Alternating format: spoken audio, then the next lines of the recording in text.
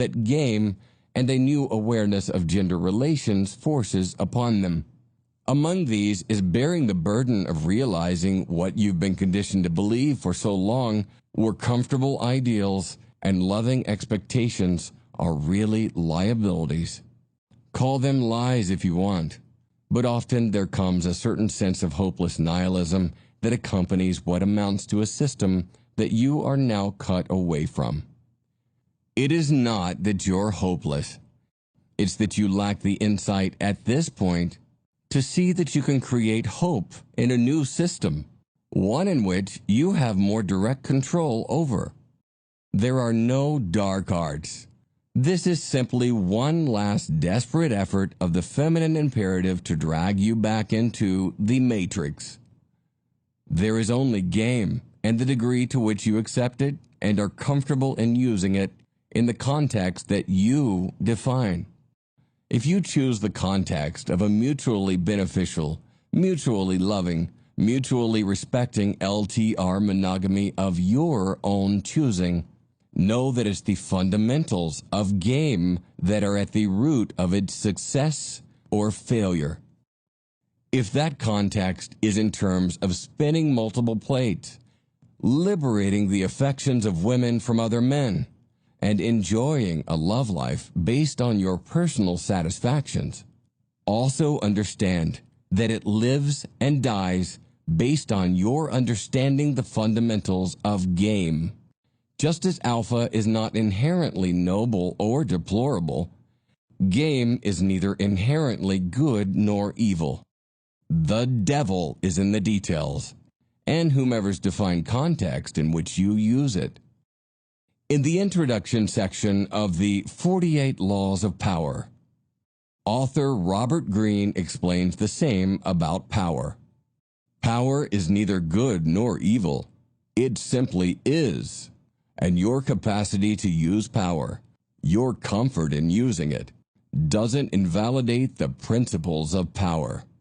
Likewise, your discomfort or inability to accept those principles does not excuse you from the consequence of having that power used upon you. The unwritten 49th Law of Power is denying the utility of power itself, or demonizing its use both moralistically and socially. With the wide dispersion of game theory, this has been the reactionary tact of the feminine imperative. Appeal to the deeply conditioned moral, ethical, honorable, virtuous ideals, and feminine-specific obligations ingrammatically planted in men by a femme-centric society. While redefining the acceptable use of the same game, the feminine imperative demonizes for its own purposes. Chapter 5, Part 1. Game. The evolution of game.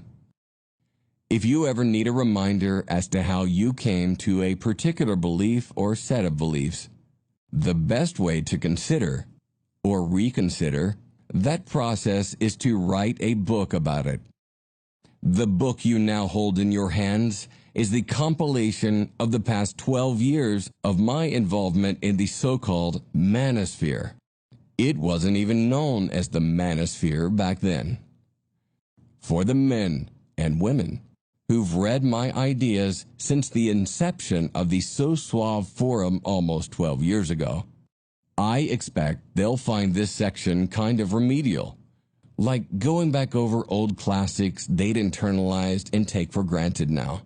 If I make a reference to hypergamy or the feminine imperative, for most, there's a standard level of pre-understanding about the elements associated to each of these and many other concepts. However, a problem of familiarity arises when I, or anyone else familiar with red pill awareness, makes an attempt to educate the unfamiliar. The red pill Reddit community makes a good effort of this, but after going through 2 revisions of this book, it became evident to myself and my editor that familiarizing the uninitiated is a major obstacle to reaching the men who will benefit most from unplugging. Yet another manosphere term. Familiarity. The majority of the requests I've received over the years for a comprehensive book of rational male ideology has come from readers expressing the desire for a condensed version in book form which they can give to family and friends, mostly male, in the hopes that they'll better understand their need for emancipation from their femme-centric mental models. Of course, that's always been my goal from day one, but it presumes that a large part of those reading will be unfamiliar with common terms and concepts I, or familiar readers, will already have a grasp of. Another issue I often run into is the presumption that readers new to my blog or commenters on other blogs have a familiarity with my work. I often find myself having to link back to articles where I covered a specific topic that a critic or an inquisitive reader might want to take me to task about. For the most part, I make a conscious effort not to repeat something I've addressed, sometimes years before, but that's simply a part of the medium of blogging. It's a difficult enough proposal to unplug men from their blue pill conditioning, but leading them to an understanding of principles they mentally have a resistance or aversion to is a particular challenge. For example, my editor is only peripherally familiar with these principles, which is kind of a blessing and a curse. In one sense, it requires me to revise old posts and concepts to be more noob-friendly. But it also challenges me to review how those concepts evolved over the years to be what I and other red pillars now consider foundations. For instance, while I might rigorously debate the concept of the feminine imperative with those familiar with it on Dalrock's blog, I had to spend over an hour defining it further with my editor after he'd read my seminal post about it. More on this later. Game. Of these concepts, the one I return to the most frequently is that of game. Just what is game? Throughout my blog, and virtually every major manosphere writer's blog, there's a constant presumption that readers will know exactly what game is when it's referred to. Game has been lifted up to an almost mythical state, like some cure-all for the common guy struggling with attracting women's attentions and intimacy. It's gotten to the point where familiarity with game has become a flippant aside for manosphere bloggers. We have varieties of game. We have internalized game. We have natural game, direct game, beta game, etc. But defining the term game for someone unfamiliar with the very involved intricacies, behaviors, and the underlying psychological principles on which game is founded is really tough for the uninitiated to wrap their heads around in the beginning. For the unfamiliar, just the word game seems to infer deception or manipulation. You're not being real if you're playing a game, so from the outset, we're starting off from a disadvantage of perception. This is further compounded when attempting to explain game concepts to a guy who's only ever been conditioned to just be himself with women and how women allegedly hate guys who play games with them. As bad as that sounds, it's really in the explanation of how game is more than the common perception that prompts the discussion for the new reader to have it explained for them. At its root level, game is a series of behavioral modifications to life skills based on psychological and sociological principles to facilitate intersexual relations between genders. Early game. In its humble beginnings, game was a set of behaviors, learned, adapted, and modified with the express purpose of bettering a guy's prospective sexual success with the women he had only limited, if any, access to. Game was defined as a series of behavioral skills and techniques observationally experimented with and developed by the burgeoning pickup artist PUA culture of the early 2000s.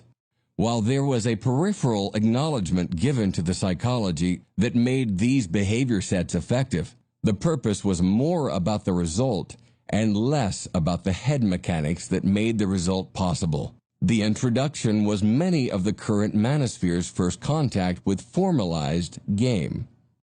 The quality of the art in pickup artistry was, and still is, really left up to the practitioner's capacity to understand the basics of behavioral psychology with regards to women and refining a deft ability to adapt and react to his target's changing behavioral cues in a given environment and/or context. If this were the only extent of game, it would understandably be very short-sighted and limited in scope. In the beginning, game had a utility in it that helped a majority of men lacking the social intelligence to approach and develop a real, intimate rapport with women they fundamentally lacked. The problem was that beyond game's infield uses, it wasn't really developed past the point of getting the girl, and left even the most socially adept PUAs unprepared to deal with the real psychology motivating women on a greater whole. It was just this feminine metapsychology that drove men unaccustomed to enjoying and then losing the affections of women formerly out of their league to depression and possibly suicide. Game was a wondrous tool set of skills, but without the insight and foresight to deal with what these tools could build, it was potentially like giving children dynamite. Evolving game. From the earliest inception, game was more or less viewed as a solution to a problem. Game has been described as the logical, social reaction to the women that the past 60 years of feminism, social feminization, and feminine primacy has created for the men of today. Courtesy of modern connectivity, the internet, and collectivized social media, evolving game, or some variation of it, was inevitable for men. Despite the public social stigma, ridicule, and outright hostility attached to men attempting to understand the psychologies of women, privately, the internet facilitated a global consortium of men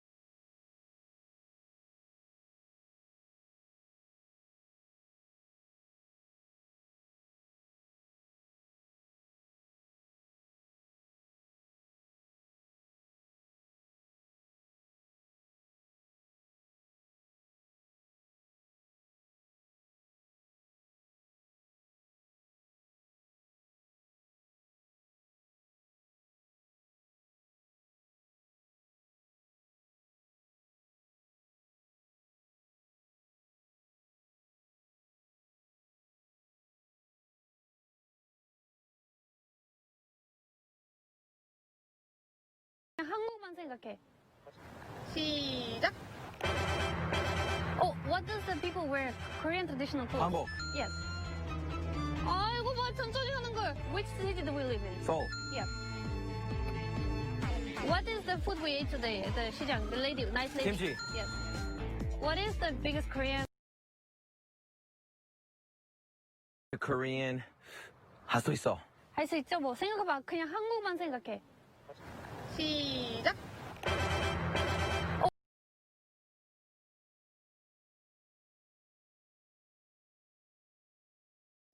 Hey guys, how's it going? Today it's your boy Brandon with the lovely, amazing Vita. You guys seen her a bunch of TV programs and things like that. And 농담이에요. 아니요, 진심이야. 거짓말 사람. 진심이야. I don't trust. No. What did you say? 거짓말쟁이?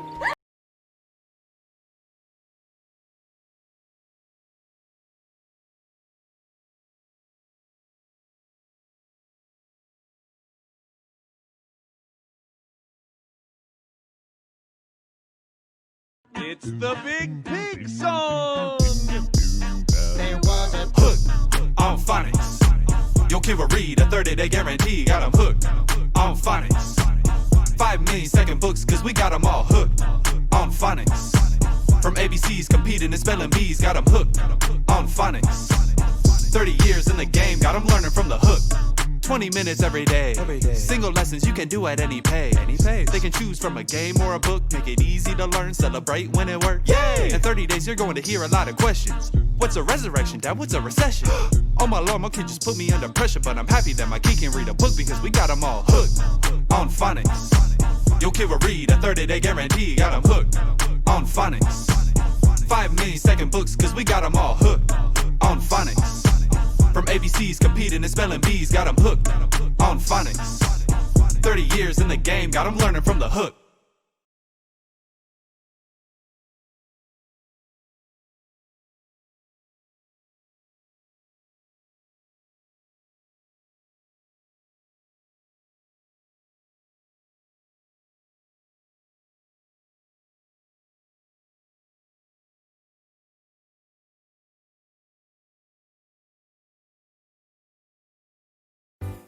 Hi, is your child dumb like this? Apple. Dumbass. Well, thanks to Hook on Phonic, we make your dumbass smart. What? You don't believe me? Well, then watch our satisfied customer. Thanks to Hook on Phonic, I do not longer not know how to not read. Thanks to Hook on Phonic, I can now read at a 5th grade level. Before Hook on Phonic, I used to look like this. Now, I look like this. Hook on Phonic taught me to read, but then I bought the expansion, Hooked on Chronic, and then I forgot. See how happy our customer are? That could be you. But wait, if you order Hook on Phonic, you also get fresh order of dog. That's a $14 value, but we're giving it to you for just $13. Easy payments of $14.99. And if you call in the next 2.5 seconds, you get all of this for free. Too late, you slow, bye.